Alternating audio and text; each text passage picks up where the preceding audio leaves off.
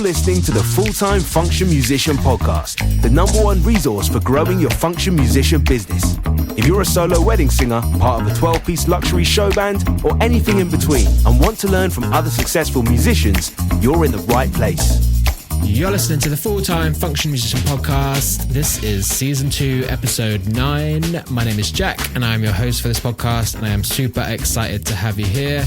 This podcast is all about helping you grow and manage your function musician business. Each week, I sit down with amazing guests to discuss what's worked for them, what hasn't, and the valuable lessons that they've learned along the way. Together, we'll explore how to build a successful business without burning out in the process. So, as usual, just a few things to remind you of before we get stuck into today's episode. So, firstly, I've had a few people get in touch with questions for the short episodes that I'm going to be doing in between Season 2 and 3, which is awesome, but I would love to get a few more in. And if you missed what that's all about, I'll give you just a quick reminder. So I've had a few people get in touch recently asking specific questions that they'd like help with, and that sparked a bit of an idea for something that I'd like to do in between Season 2 and 3, which is I'd love to help a few different people with specific issues or questions that they have by doing short, maybe 10-15 minute episodes answering those questions and giving actionable advice for whatever that issue is.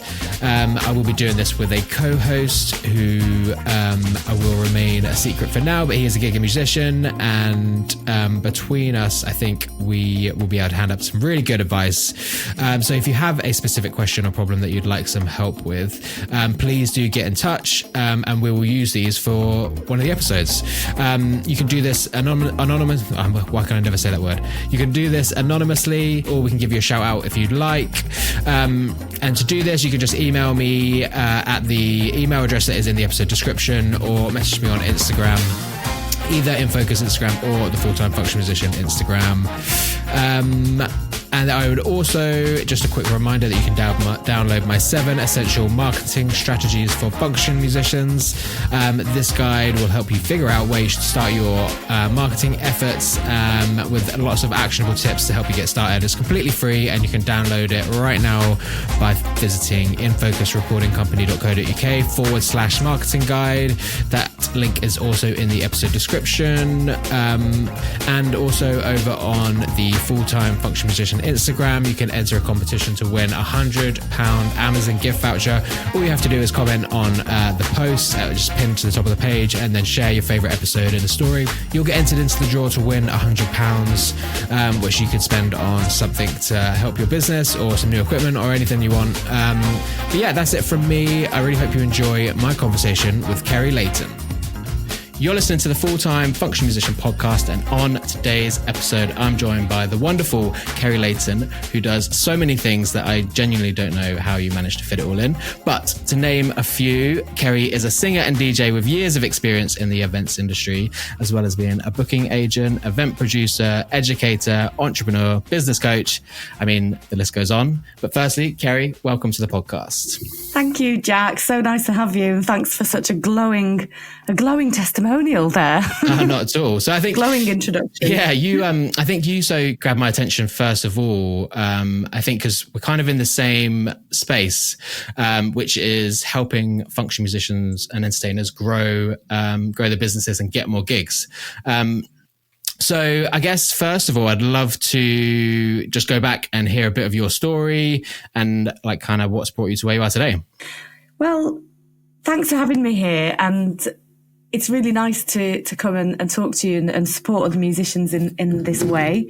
And yeah, to go with my backstory, I mean, I grew up in the army and I travelled a lot, and performing was always there, but it almost took a long time to reveal itself to me as a career option, maybe, or as an identity, or something that actually it really was me. And I think everybody else saw that before I actually did. I didn't grow up in that typical music household where I was exposed to a lot of great music. My parents had pretty bad taste in music. I used to say that music really hurt my heart, and I think it's just because they played really rubbish music, you know. So I wasn't exposed to like Sorry, Mum. Sorry, Dad. I don't think that I was exposed to a lot of musical art or theatre. So I feel like it took me a long time to fully get the confidence to really own that part of myself. Yeah. But in my 20s, I travelled a lot and I joined some street theatre troupes. In fact, I started off really in community arts. So when I was 14, I worked with an organisation called Welfare State International, and that's where I got my first bite for events. So events, education and entertainment have really been the main pillars of my entire career from my teenage years. So I started off working with them, and that really gave me the heart of my reason why, and like why I wanted to be a performer, why I wanted to be an event producer, and why I wanted to work with communities. And I think that's a really important part of my own personal journey, because I worked with a lot of different groups of people, and that really led me on to working with, I went to Russia and did a youth work degree with an ex-Soviet politician, which is another podcast in itself. But I worked with a lot of different people from a lot of different cultures, a lot of different abilities, a lot of different like minority groups. And that just gave me such an amazing foundation to not only be an entrepreneur, but also to be a thinker and a leader, but also to be a musician as well, gave me those stories and those backstories. So throughout my 20s, then I actually set up my own street theatre company, which did a lot of youth work and events and education. I was a drama teacher as well. And that just naturally progressed into more stage-based work. I then became a film actress, nothing major, small parts here and there. And working with like independent groups. And then I just kind of became a bit more well known, and I sort of networking and it was just a lovely like blossoming, that part of my career. Really, it definitely wasn't like planned out. I did a degree. I did a creative events degree, but the music really became like the shining jewel in all of it. And I suddenly, that's when I suddenly realized, wow, I'm a singer. Yeah. And that's been there throughout all of it. And I'm actually a musician, and I'm a singer, and that's my thing. Yeah. So towards the end of my 20s, I was in London, and then I was working with, I was head of entertainment at an agency, and I started working as a booking agent. I was already kind of had a great career as an event producer. I was doing stuff with people, like Ali Pali. I was doing the fireworks parade, like producing that with loads teams of performers. And then I went fully into jazz. So I had a jazz act, and I was, rising as a singer and working almost full time as a singer musician towards the end of my 20s, when I had a complete disaster. I had a really awful vocal cord injury.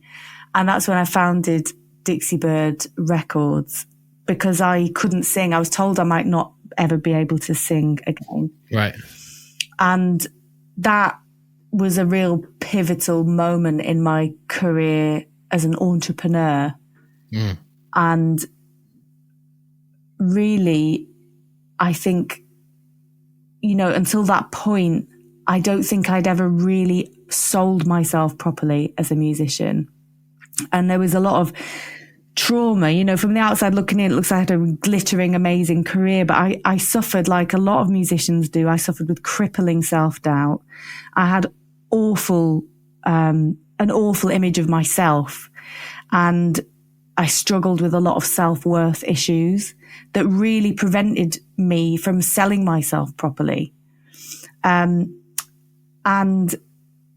when I started my company, because I was told I might never be able to sing again. So I thought, well, how can I still create music and still be part of my brand of music? How can I still like curate this and put it out into the world and support other artists? And that was like my big why, that was my like big vision, was to support other artists and get them the kind of gigs that I'd been getting as an agent. Yeah. And I'd already had all that experience as working as an agent.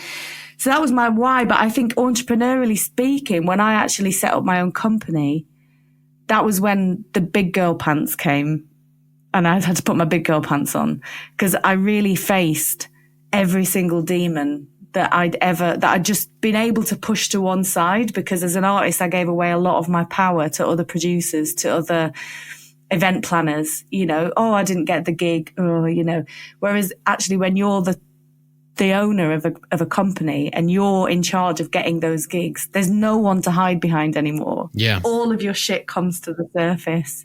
Yeah. So that was a really amazing entrepreneurial curve, was when I started Dixie Bird. And, but then, we all know what happens with, there's two other things that are quite important in my journey, which have really founded what I do now. One, and I've talked about this in the press, we're not going to go into detail here, but I had to self-cancel during my career in London as a jazz singer, because I had a stalker, and it was quite a serious case. And so I had to actually self-cancel around that time as well. I actually had to lose my stage name, and I actually had to go out under alias names. Wow, yeah. So that was another really pivotal moment in my career that impacted my mental health as a performer, but also really shaped what I do now, because what I ended up doing under the Dixie Bird brand when I self-cancelled, and I got my voice back, by the way. Obviously I'm talking now, but my singing voice wasn't damaged by my injury. Thank gosh. I worked with an amazing surgeon, Dr. John Rubin, who saved my voice.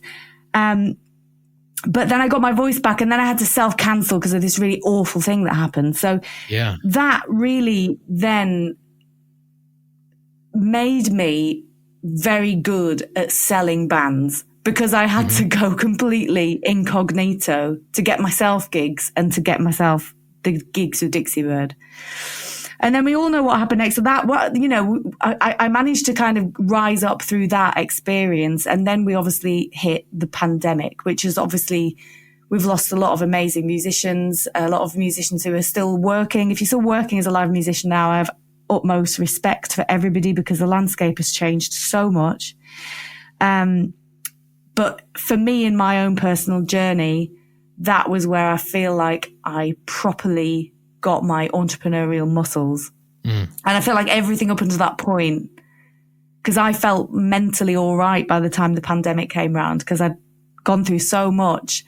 I was locked in my house, and I started another business. So I went back into education, and that was where I really learned about those daily habits and selling. And it's really what's led me to do what I'm doing today, which is business coaching for musicians, the musician's business coach. It's all of these skills, and having gone through that journey of self-doubt and self-hatred and low self-worth, and having to really face those demons and building those skill sets, that's kind of brought me to where I am and what I'm doing today. Yeah, awesome. That's so much to unpack in that as well. I think first of all, well, maybe we'll get into this in a minute, but I'd love to know how you actually manage doing all the different things that you do. But yeah, we'll get into that in a second. I think, but first of all, I'd love to talk about being an entrepreneur. I think so many musicians don't get into this business because they want to be an entrepreneur. They don't really want to be a business owner. They just want to be a singer, and it's really hard to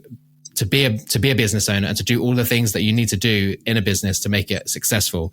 So I think it's amazing what you do, and what other business coaches and stuff do as well, is really helping people learn those things and figure out how to push their businesses forward. So I guess that brings us on to your the course that you've set up with your business coaching. I'd love to know a little bit more about that. Yeah, and I just want to talk about what you just said there is a really important thing. So that difference between just wanting to be a singer and then all of a sudden you're a content creator, you're a business owner, and you're having to put that hat on, and those two things have all accountant and it's really hard, and I think those two things have always come really naturally for me. When I was young, I used to play singing, standing on the benches singing, but I also used to have a toy briefcase, and I think naturally for me, I've always been able to have a very entrepreneurial mindset, but I'm also still a real creative. And I think that if artists allow themselves they would find themselves with those skill sets as well. I think that if we were to address like a few mindset issues, there's I've heard few people say to me before, well, if you're good at the business side, it means you're really not a good singer or a good performer. And if you're a really good performer, it means you're rubbish at the business side. And I just love challenging that belief and think, is that actually really true? Yeah. Is that true? Yeah.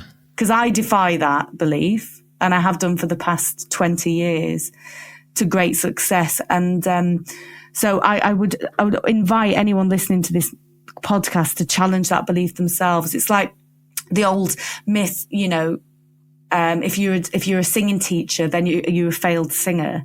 And that's just really, just a nonsense excuse to stop you from spreading your wings and doing what you love. If you love teaching, then go teach. It doesn't actually impact your stardom, you know? So circling back, the course that I've created. So with my business coaching, I've got various ways that I help people, but the course, I love that you've just asked me about that, because I've been working on that for the past 4 years, and it's pretty comprehensive, and I've packaged it all up because I've got like a mastermind, which is a group coaching program. Like my artists in there are all working on their event access, selling themselves. So they're doing all this stuff independently, but we work together as a group, and I've got one-to-one things, but I really wanted to give something that was really high value, but wasn't really expensive. Because I know sometimes as well, like musicians will spend £1,000 on an amazing piece of equipment, but if you offer them a marketing course for £1,000, they might feel a little scared and dubious. And well, how is that going to actually translate to bookings? So I think there's a little bit of like evidence building if musicians haven't worked that way themselves before, to like try it out and trust themselves that they can, you know, try a few tools out and introduce a few concepts into their business. And so the Rising Event Musician course is basically a 6-module self-study course, which has got loads of tools, resources, recordings, mindset kind of exercises, and there's like a subconscious recording in there as well, just to help with all of those things that I just talked about, that I know I've gone through and that I've noticed my clients go through when you're selling yourself.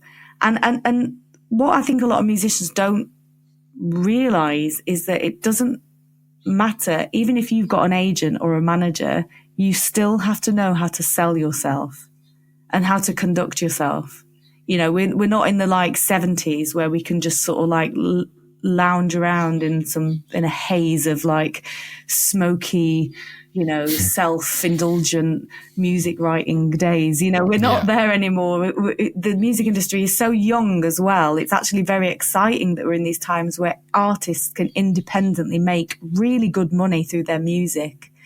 And I'm seeing that, and that, the struggle is real, but if it was easy, everybody would be doing it and the quality of music out there would be bloody terrible, you know? So it's like, if you've got it and you've got that hunger in you, you'll do whatever it takes, because it's a lifetime journey, isn't it? It's a vocation. It's what you do. It's what you want to do. So I think, the Rising Event Musician is like is the course to take if you want to get more event bookings, more better paid event bookings, and you want to move from maybe being a pub gigging musician, which is great. I'm not knocking that, but if you want to up level that and you want to start getting a few corporate events or private events, it's like, how would you marry that with an amazing piece of promotional video, an amazing piece of footage? Yeah. Like we were talking about that before you hit record, like there's that missing link, like, oh, I've just spent £4,000 on an amazing promo video, and now what do I do with it? Yeah, exactly. Basically, that's what the Rising Event course is about. The Rising Musician course is about. It's about those daily structures. It's like, where do you put it? Where do I put that video? Where do I get the eyes on that video? Yeah.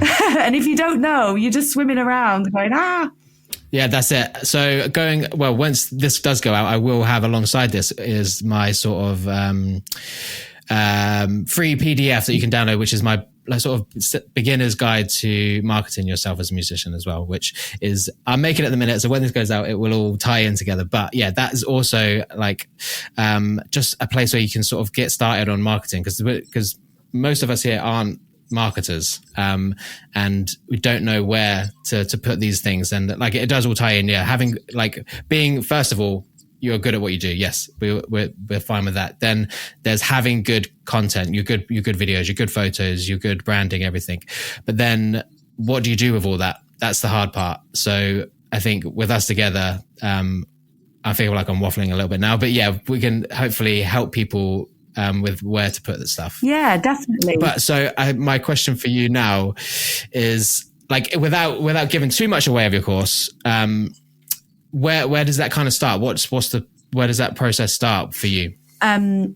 So I think it's really healthy for artists. If you're listening to this is a really nice exercise that you can do, is take a piece of paper and literally just create some grids and zone out where you get your gigs from. And I can sort of give you like a general overview now. So there'll be word of mouth gigs. There'll be local gigs in your local vicinity. There might be referrals from clients that you've already worked with before. So let's just say you're new to this, but you've had like 5 bookings, right? There's maybe, you've played at a golf club. So you can create yourself like a little spidergram of the actual people in this world, in your world right now.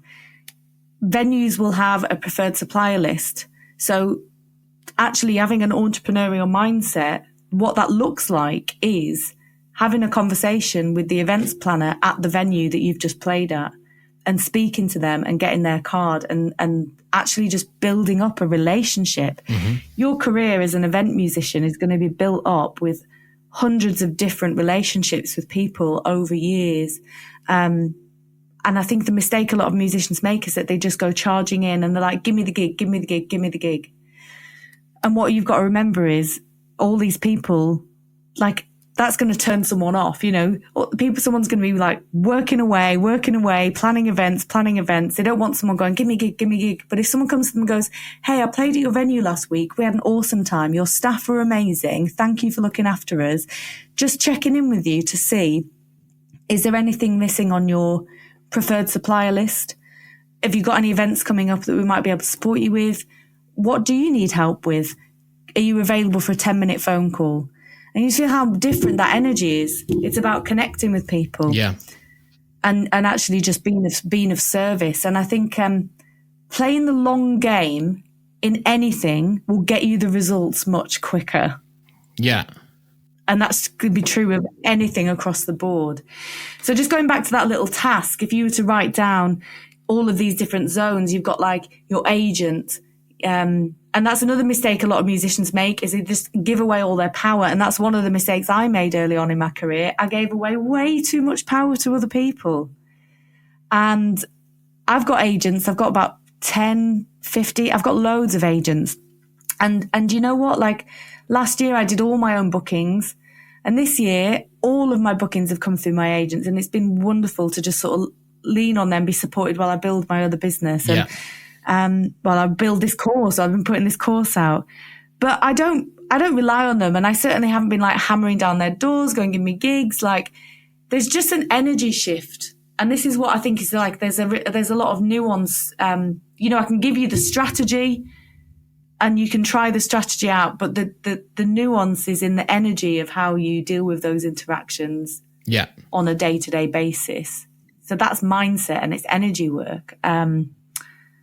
So yeah, I hope I kind of answered that. Sorry if I went a little bit off. No. Off absolutely around the hills a little bit, but there's a lot to it. It's very simple, but when you start doing it and coming up against those demons, like I was talking about when I started my company, and I was faced with those fears of selling myself, that's where the magic is. Because that's the gold, that's the work that's where the shifts will happen. This podcast is sponsored by my business, In Focus Recording Company. At In Focus, we specialize in creating exciting cinematic show reels for professional function musicians. We also offer photo shoots and custom logo design, helping you bring all your branding together into one cohesive package. Whether you're a solo artist or part of a 12-piece luxury show band, having standout promo material and strong branding is essential to growing your business and booking more gigs. If you're interested in checking out some of our work and learning more, head over to infocusrecordingcompany.co.uk. So yeah, I just want to go back to something you said about like relying or not relying on agents, which is, I think there's, with marketing in general, you've got to pay either with money or with time. And if you're relying on agents, then you're paying with money, but you have more time. If you're not relying on agents, doing it yourself, then you're paying with your time. And it does take a lot of time. But I think it's good to build a big mixture of different things, different avenues that are gonna that is lead generation, that is gonna bring in those gigs consistently and not leaving you with feast and famine. Fammoth? Yeah. No, that's the wrong word, isn't it? Fammoth? Feast and Falmouth. Vermouth. That's the word. Why have I got Feast and famine. Famine, right. Jesus Christ. Feast and famine months.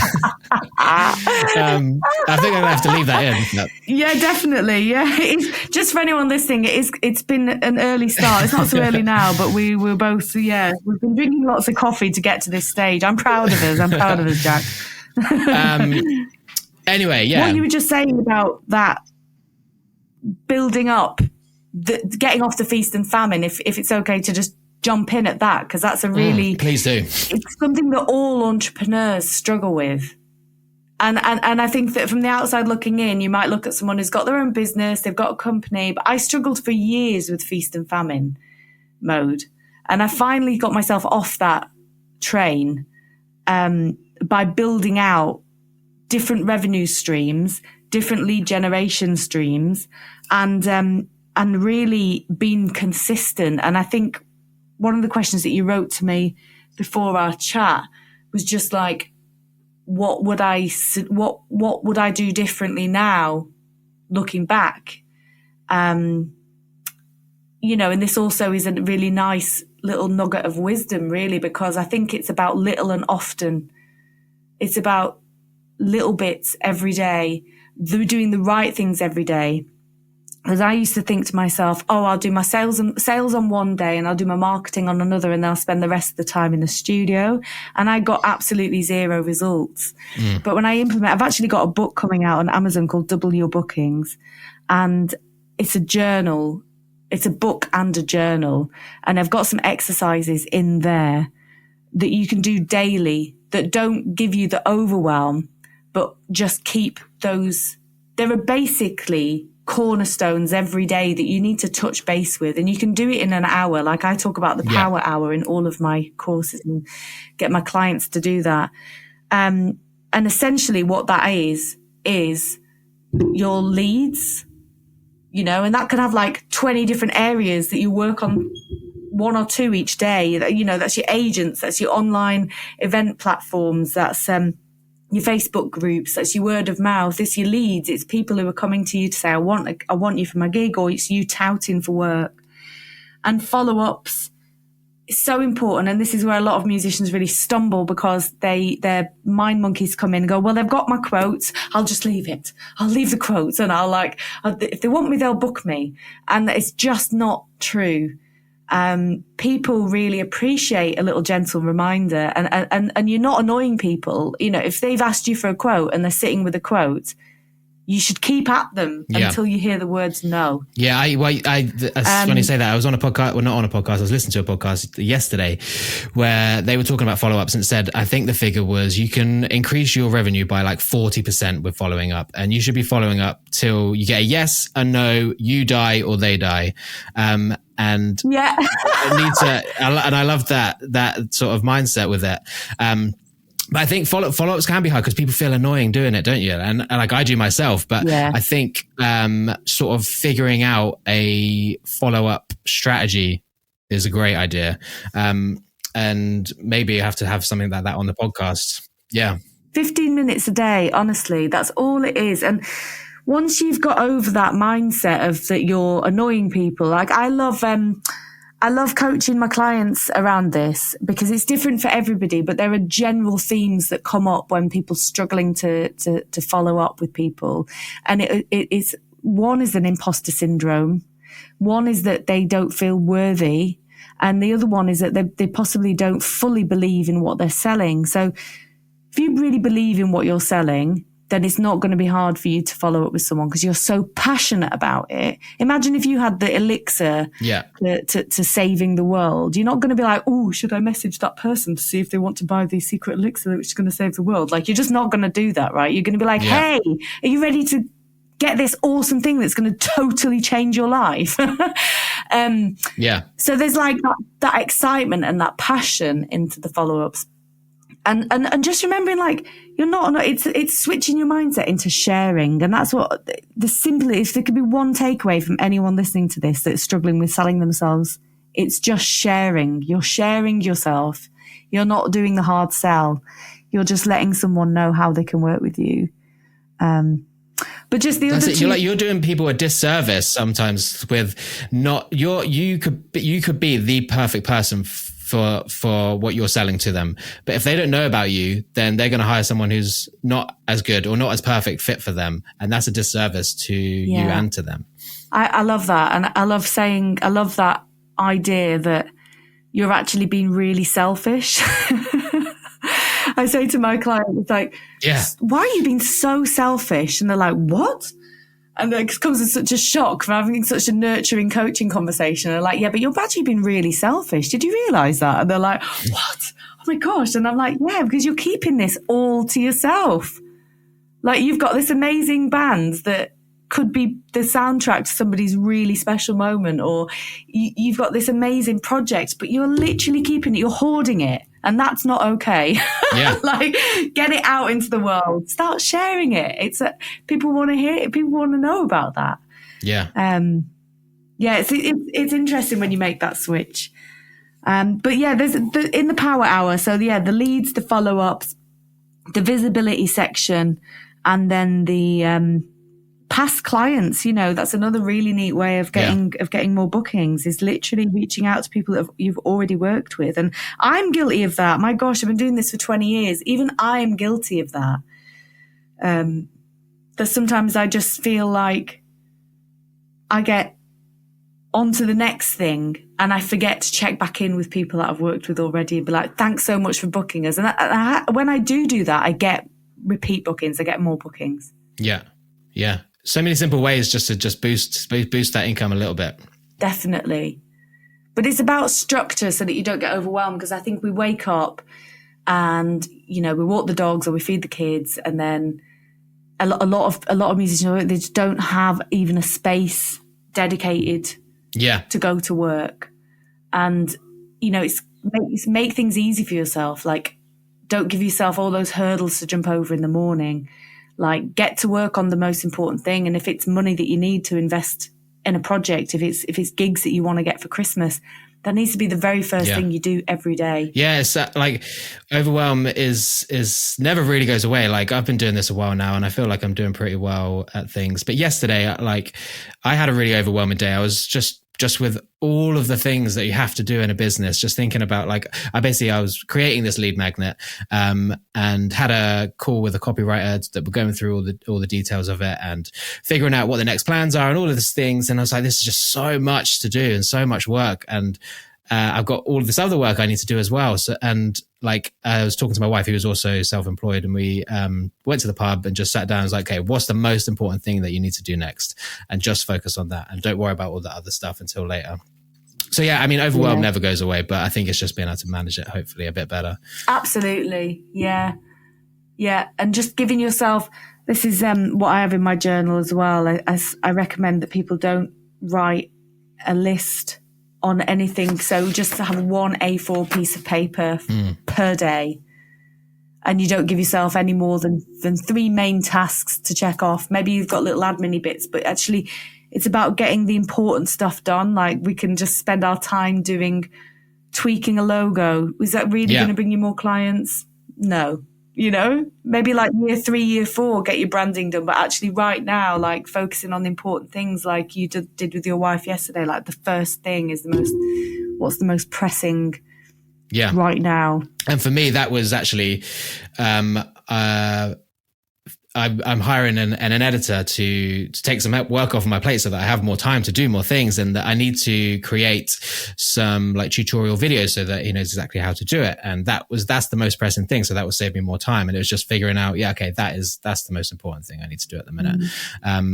So yeah, I just think that's important. Maybe, and it's good to talk to people about it as well, I think. Definitely. And hopefully this podcast can help with that as well a little bit. But yeah, I think everyone, and that's the thing, like, is that learning to outsource is it's a big step forward, and it's terrifying, isn't it? Outsourcing. Oh, huge. And it's so scary. Yeah. So scary. Yeah, it's really scary, but it's such an important step. Yeah, I was talking to one of my clients a few weeks ago about that. He's going through that space now with their function band, having 3 function bands going out, and that feeling of that being bottlenecked with tasks because they still not everyone's fully trained, so it still all ends up in the same place. And it's like people are going to make mistakes, it's like, it's the big leap. There's a book actually called The Big Leap, don't know if you know it, but it's about when you get to that next level, and as an entrepreneur, and you're sort of expanding, and you're like, okay, yeah. You lay awake at night thinking, oh my gosh, but it's growing pains. Yeah.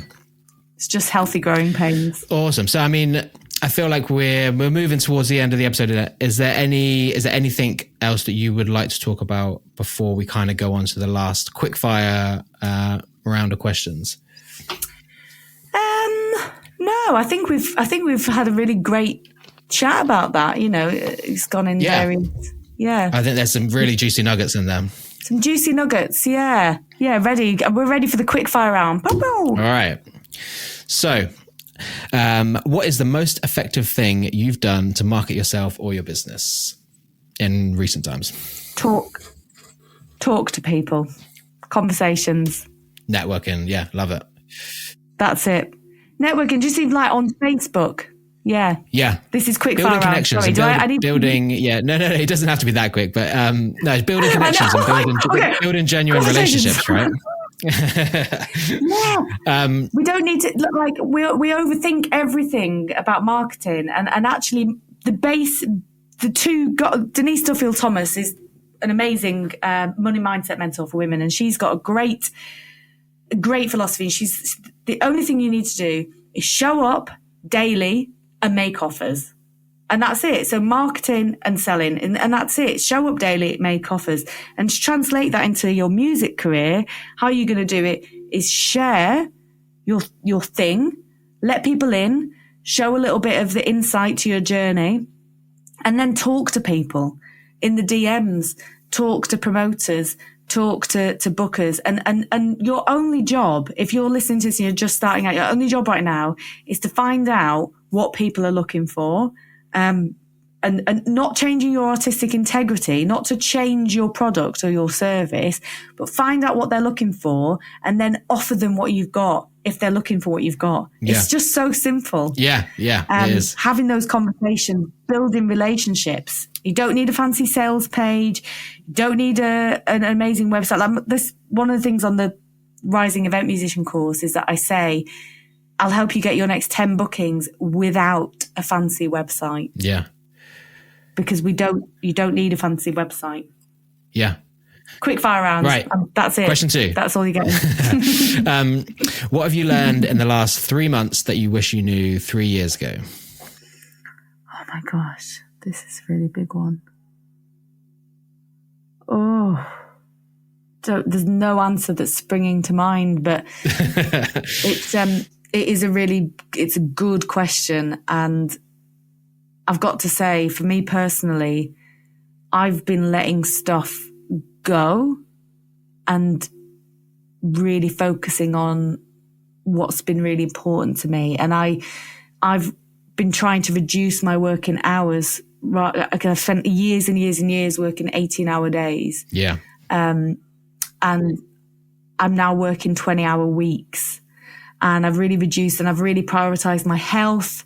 I'm really prioritizing. I'm going swimming. I'm having massages. I'm going walks in the woods with my dogs. Like, I'm really enjoying having spaciousness. Yeah. And I think it's that classic cliche to hear an entrepreneur say, yeah, I've really smashed it out of the park for 20 years. But what I wish I knew 3 years ago was that I could actually, do it all in 20 hours. Yeah. It's a bit of a fallacy. It's a little bit of a fallacy because I'm only in this position now because I really have put the work in. Mm-hmm. And I couldn't have done this 3 years ago because I was still building out the other business and I was still working really, really hard. But I suppose what I do wish I would have done a bit more then would be to remove the guilt around giving myself complete time off.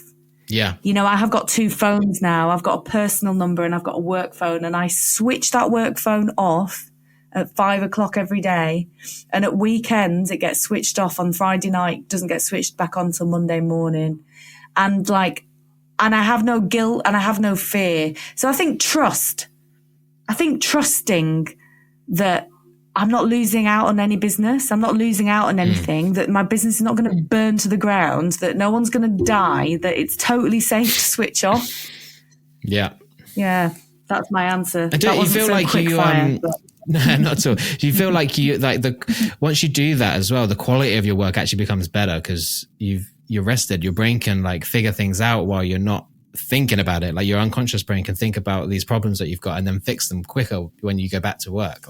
Yeah, absolutely. I love taking a little manifestation nap, or if I've got a problem, like even with the Rising Event Musician course, because I had all of the elements there and somebody had some people had pre-bought it already before it was released, and it was coming up to that deadline. And I was like, I felt really overwhelmed, and I was like, I've got all these bits of this puzzle, and now I've got to make sure that it's really succinct, and how am I going to upload it? And I was literally driving myself crazy. And I just did that thing. It's there's a name for it. I can't remember. It's automatic suggestion or something. But I asked myself the question before I went to sleep: how do I fix this? How do I make it really easy? And I went to sleep, I woke up and I just had the answer really clear in my mind. And I was like, oh my gosh, that's how I need to do it. Yeah. It was amazing. We're not machines, and I think, there's a lot to be said. Yeah.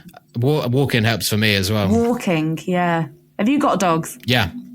Little beagle. Although those walks aren't good for thinking because she's too manic on them, but yeah, sometimes I have to go on my own. Right, 2 more questions. What's the biggest mistake you've made, and what did you learn from it? Ooh, I don't know if this is the biggest mistake, but one of the biggest mistakes I made early on was I spent all of my money on completely the wrong things. So I invested £4,000 in my company when I got it started, and I really wish that I'd just done a shoestring budget. That £4,000 got spent on completely the wrong things. So I had an office, which was just nonsense. I did not need an office. What I needed to get was clients. But I spent money on a WeWork office in East London. And then I also spent the rest of that money on outsourcing and hiring somebody from a marketing agency.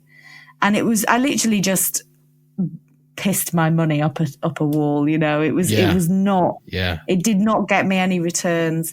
So what I learned from that, what I got the best returns from, was just going back to the first question, was what's got me the most business ever? It's just having a voice, having a really gentle conversation, finding out what people need and then making them an offer. And I'm really good at marketing now. I've learned how to organically market. So I don't do paid ads. None of we pay for some lead generation in the agency now, but we don't ever, it's all organic marketing, and I think that's from a grassroots or entrepreneurial perspective, somebody who's built themselves up. Don't give away your power. Nobody in marketing is going to be able to market your business better than you. Yeah. You've got to find out what your customers want, what your clients want. That's why you're making this podcast, because you know what your audience need. Find out what your audience needs. Yeah. And that'll be an ever evolving, lovely, beautiful process. And once you really enjoy it and appreciate it, it's actually probably the most fun part of your business. Yeah. It gets to become that fun. Yeah. And the best thing that you can invest in is yourself, right? So have you ever read The Toilet Paper Entrepreneur? That was a good book. No, I've read The Beer Mat Entrepreneur. Is it a similar thing? I don't know. I've not read that one. It was basically just about starting a business on a shoestring and not like, you can do it with no money, basically. Yes. But yeah, a really interesting book if anyone fancies that. Yeah, I might go and check that out. So lastly, do you use any specific tools or apps to manage your business? And I know you do loads of things. So that's back to that question I had ages ago. Is how do you manage all these things? It's a great question. Yeah. Well, that's two questions. How I manage all these things is because I really prioritize seasonally what I'm working on. So I do a 90-day. And the other thing as well is that I am established. I'm an established singer. I'm an established DJ. I've got agents. So from the outside looking in, it's like crazy. She's so busy, but I have a team, and I have people working with me. I co-create with people, I partner with people. So it's not as overwhelming as it might look from the outside. I really do plan out my months, 90 days at a time. I've already got my plan for 2025. So I think that's like really how I reduce that overwhelm, and I really prioritize like, what do I want right now? Like, what do I want to be known for? What's my thing right now? What am I working on? And my biggest mission right now, is my coaching. And that's fueled by another why and another mission that I'm on. So yeah, that's how that works. And then the apps, tools and apps that I use, all my businesses are run completely through G Drive. It's pretty basic, really. It's G Drive, Trello, yeah, nice. Notes on my phone, and Wix. Yeah. I use all my stuff is built through Wix, and Canva. Canva's a really good tool, especially if anyone's listening. They want to make a nice EPK. You can do that quite nicely. But there's a formula to it. I don't, sometimes people make a really beautiful document.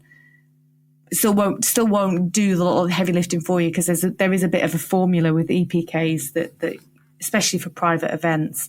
But Canva's really great. Yeah. Yeah, perfect. Also love Canva. Yeah, G Drive, Trello, Wix, Notes. Easy.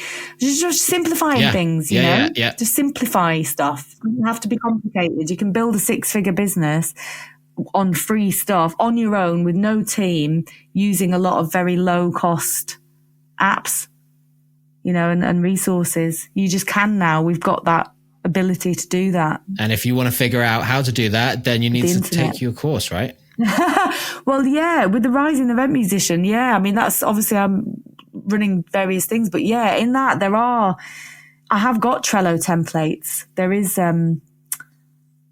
There are Trello templates. There's everything in there. I mean, I've literally rammed it with value. It's absolutely, if you wanted to even set up an agency, you could probably use those tools in there to set up the agency. It's literally everything I've used to build everything that I've built. So yeah, and people are doing it now and they're getting great results. So yeah, there's a lot of support in there. Yeah. So yeah, go and check it out. But there's a freebie. So yeah, I think that pretty much brings us to the end. So if people wanted to connect with you, find out more about you, download any free content that you've got, where would you send them? So you can go and join. There's a Facebook group called Prosperous Ambitious Musicians, and there's loads of mini recordings in there. So that's a really great place to get started. And you can go over to my website, themusiciansbusinesscoach.com, and I've got a couple of freebies in there. So there's electronic press kit cheat sheet that you can go and download. So it has all the elements that you need to create a really great EPK.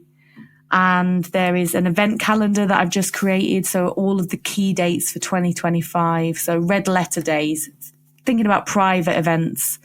There's some free resources you can go and check out. And then if you want to join the Rising Musician course, then there's links to it on the website at themusiciansbusinesscoach.com.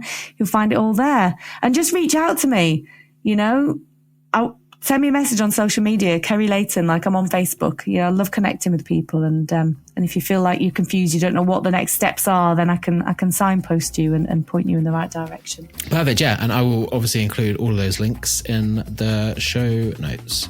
Amazing. I've loved it. It's been such a good chat. I think as I said earlier, I think there's been loads of great little nuggets of wisdom in here that hopefully people can take action on straight away. So yeah, thank you so much for coming on. It's been an absolute pleasure. Thank you for having me. Super lovely. Thank you so much. So there we go. I really hope you enjoyed that episode. And I just wanted to say a huge thank you to Kerri for coming on and chatting to me. Hopefully we can do some more bits together in the future. So yeah, you can grab all of her links and everything else that I've mentioned at the start of the episode in the episode description. That's it from me. Take it easy, and I'll catch you next week for episode 10.